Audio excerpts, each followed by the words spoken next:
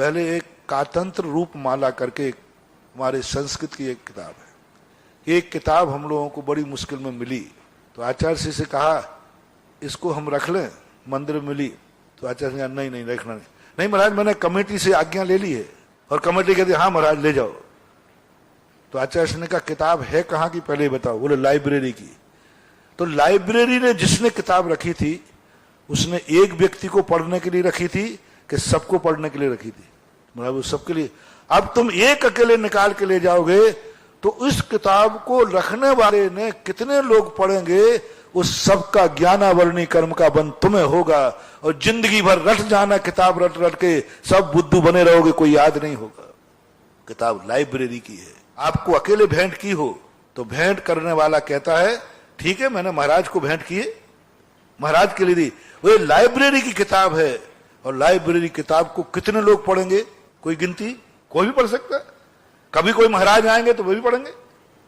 यानी इतने महाराजों का अंतराय डालोगे, इतने जितने लोग पढ़ने वाले हैं उस सब का भाग तुम्हारे आवरण कर्म का बंद होगा, क्योंकि तुम अकेले ले जाओगे, बस्ते में बंद कर लोगे, कभी कभी पढ़ोगे।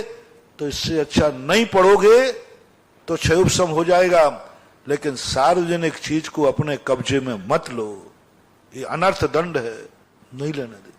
यही जितने दिन पढ़ना हो पढ़ लो। और या फिर अंत में कहा कि ये नियम करो कि हम इसको पढ़ने के बाद तुरंत यहीं रख देंगे। लेकिन तुम बिहार कर गए, उसी समय कोई दूसरे महाराज आ गए तो, और उन्होंने कहा देखना लाइब्रेरी में कातंत्र रूपमाला है कि नहीं पाई गई तो फिर क्या होगा? ज्ञानावरणी कर्म का। कितना बड़ा सोच आचार्य। एक किताब तुम दे रहे हो, देने वाला दे रहा है, लेने वाला ले रहा है। उन्होंने कहा नहीं सार्वजनिक है।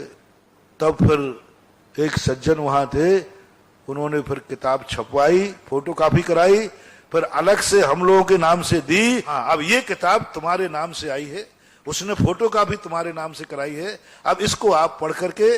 और फिर भी पढ़ने के बाद चाचा जी कहते अब रखना मत, तुरंत किसी को दान कर दो, मंदिर में रख दो। किताब को बस्ते में बांधना ज्ञानावरणी कर्म के बंध का कारण है। बहुत सारे लोग कहते हैं किताबें रख लो, मिल रही है, बस्ते में बांध दो, लाइब्रेरी बना दो खुद की, और पढ़ना जिंदगी में है नहीं, कोई काम में आती नहीं। क्योंकि नई किताब में इतना कोर्स है। पहले हम लोगों को बड़ी तृष्णा होती थी, जब भी जाते थे मंदिरों की लाइब्रेरी देखते थे और कोई नया ग्रंथ पूछा कमेटी ये किताब में ले लो। गुरुजी को पता कर चलता था तो वो कहते थे कमेटी ने दे दी तो कमेटी तो सारी दुनिया की वो अपना मकान दे देगा, तुम ले लोगे क्या?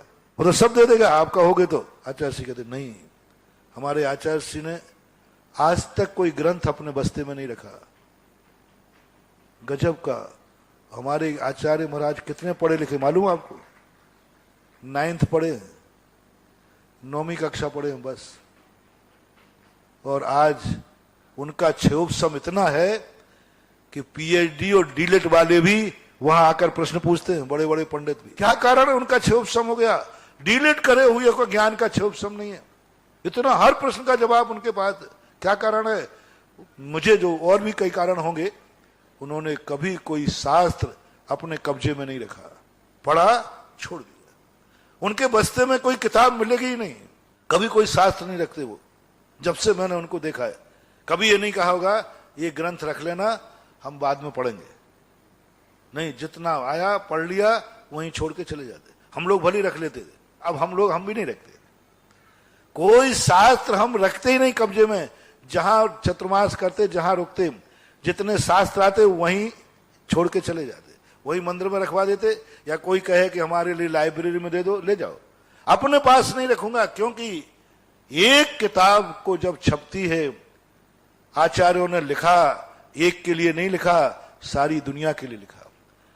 छपवाने वाले ने एक महाराज के लिए नहीं छापा है, ग्रंथ छापा है सारे लोग इसका उपयोग करें।